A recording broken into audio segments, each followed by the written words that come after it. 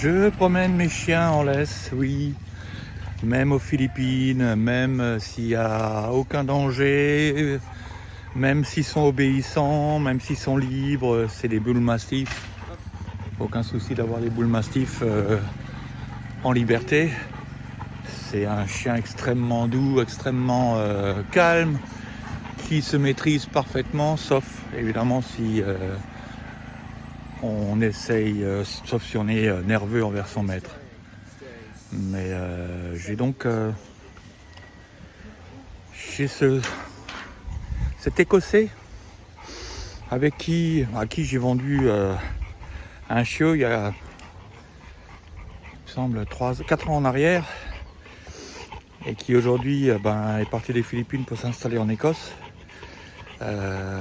marié avec on va le dire, une pute des Philippines, qui l'a tout de suite lourdé, a pris le pognon. Elle lui a même laissé le gosse, elle n'a rien à foutre du gosse ni de lui, elle a pris le pognon et hop, une fois qu'elle avait le visa, mais bon, bref. Je reviens sur les chiens.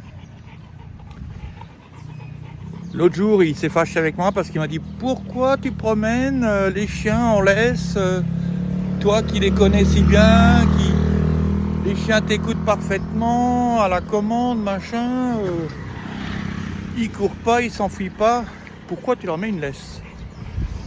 Je vais te dire pourquoi je leur mets une laisse.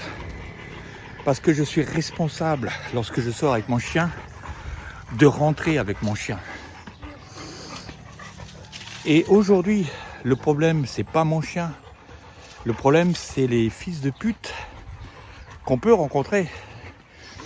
J'ai eu une expérience comme ça où je me suis baladé avec mon chien, sans laisse. J'ai croisé quelqu'un, j'ai dit bonjour. Voilà, c'est tout. 2 heures après, j'avais la police. J'avais la police qui était là et oui, ton chien a agressé, machin. Je dis mais rien du tout, mon chien on s'est baladé. Il l'a reniflé 2 secondes, rien à foutre. Et il a continué. Eh ben non, il n'était pas en laisse. Donc c'était ma parole contre le fils de pute pour dire non, il n'est pas agressif mon chien. Tu comprends? Le problème, c'est pas...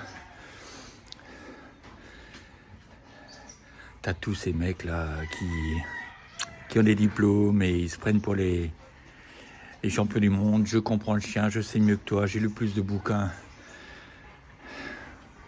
Oui. Vous connaissez les chiens, vous connaissez pas les hommes. Le problème, c'est pas les chiens. Le problème, c'est pas de maîtriser ou pas son chien, de l'avoir entraîné ou pas. Le problème, c'est les fils de pute que tu croises.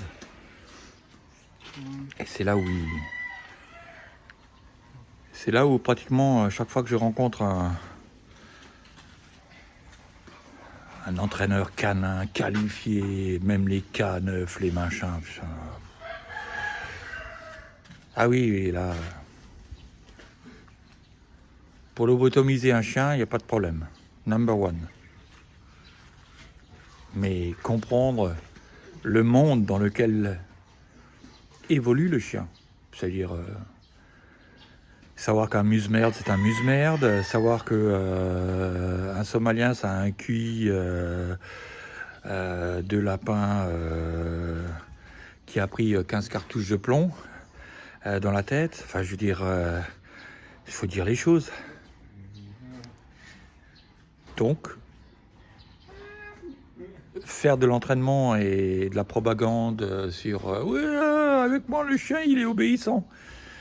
Le problème c'est oui, le chien il t'obéit, mais tu vis dans un monde irréaliste.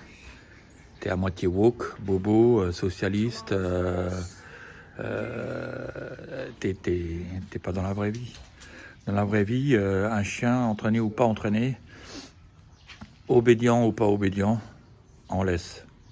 Je répète, c'est pas pour éviter qu'il fasse du mal, c'est pour empêcher les autres de lui faire du mal. Et la responsabilité du maître, lorsqu'il sort son chien, c'est d'avoir un bon moment ensemble, une bonne promenade ensemble, où on a des émotions, on voit les mêmes choses, ou peut-être pas, on sent des choses, lui beaucoup plus que moi, mais on partage ce moment ensemble.